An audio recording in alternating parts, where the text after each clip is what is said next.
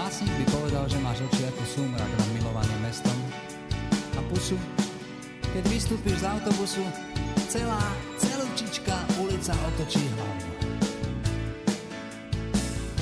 Postavu máš, s jej popisom by básnik asi nemal veľa práce, povedal by len zraniteľná a vyzývavá zároveň, ako stvorená na materstvo a veci s tým súvisiace.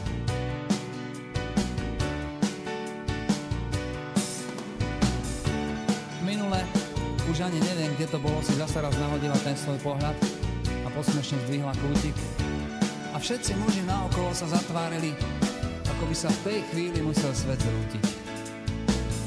Básnik by povedal, že je to mágia večnej ženy v tebe, že je to tým, aká si samozrejmá a žiaduca ako sol v chlebe.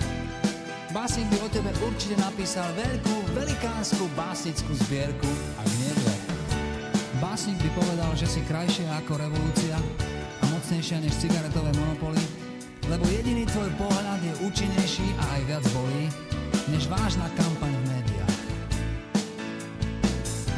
Naozaj si presvedčivá ako červené Ferrari, alebo ako socha, kniha či pieseň, keď sa podarí.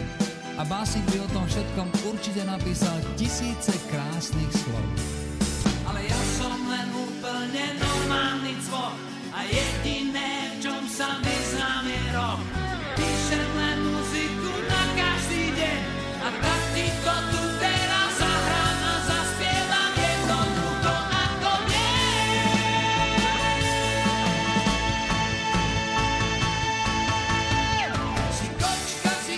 Si kočka a perfektne urobená.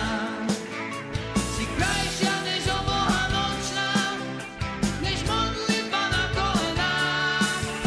Si kočka a pre mňa si jediná z žien.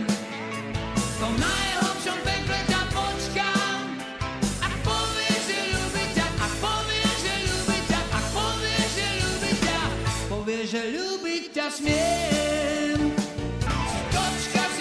Si kočka a perfektne vydarená. Si krajšia než obloha nočná, než modlitba na kolenách. Si kočka, si všetko, čo na svete chcem. V tom najhlbšom pekle ťa počkám, ak povieš, že ľúbi ťa, ak povieš, že ľúbi ťa, ak povieš, že ľúbi ťa, povieš, že ľúbiť ťa smiem.